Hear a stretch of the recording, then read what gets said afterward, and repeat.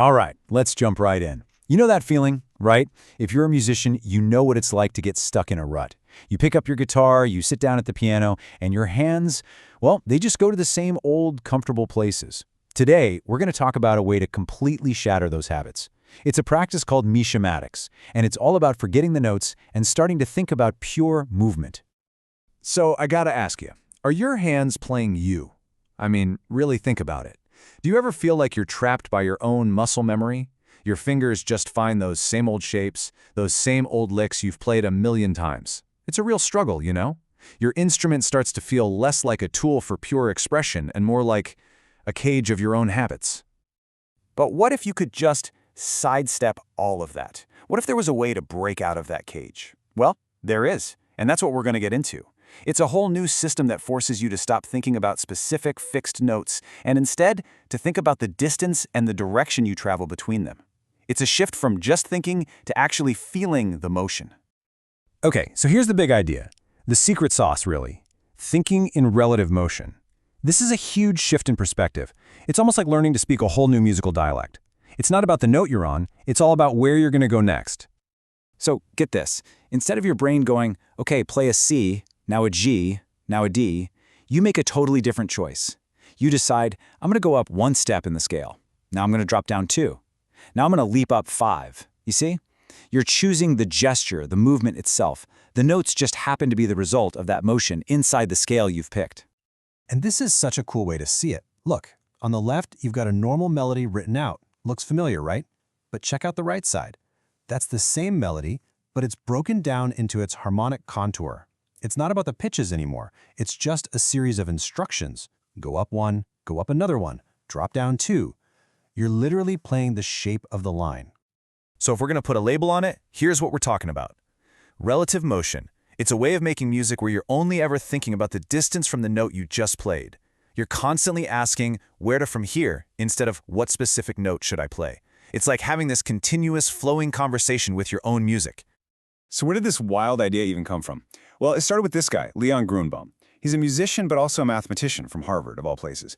And he was listening to a lot of modern jazz, and he had this realization. So much of the expression wasn't in the specific notes, but in the rhythm and the shape of the lines the players were making. The physical gesture was everything. So way back in 1988, he invented an instrument to do just that. He called it the Samchillian.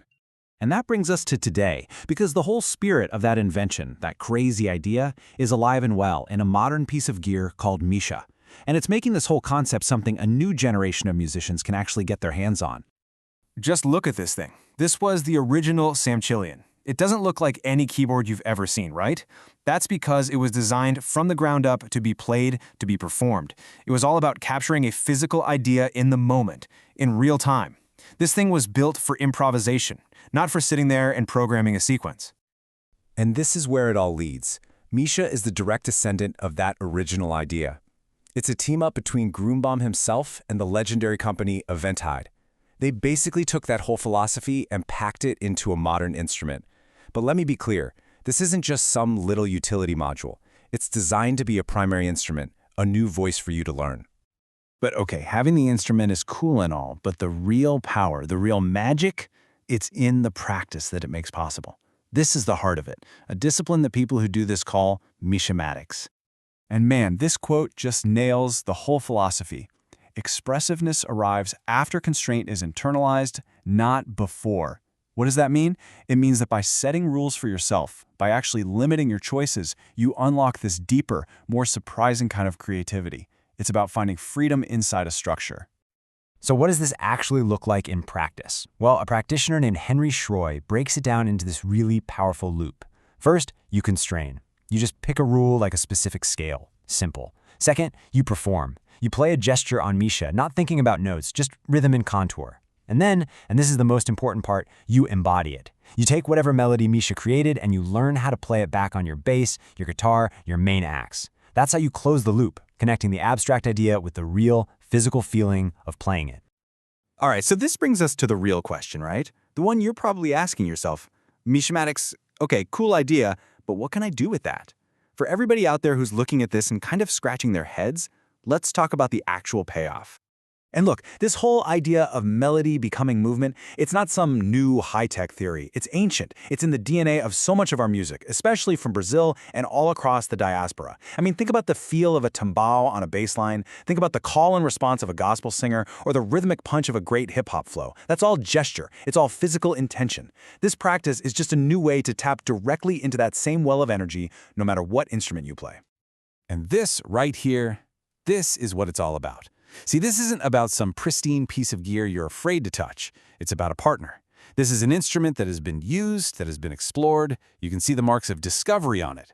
The point here is never perfection. It's always about exploration. So what's the payoff for all this work? What do you get back?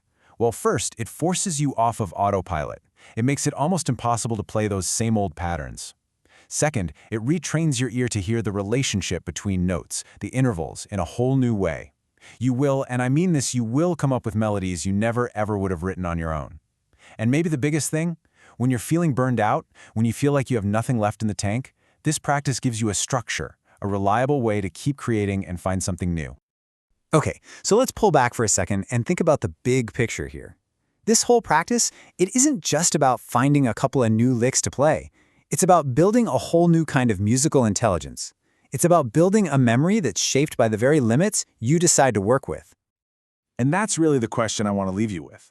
How much of what we call our voice, our own unique musicality, how much of that is actually found not in the notes we know, but in the unique pathways we've carved out for ourselves by working within limitations? This practice suggests that maybe, just maybe, our most authentic creativity is waiting for us on the other side of our comfortable habits.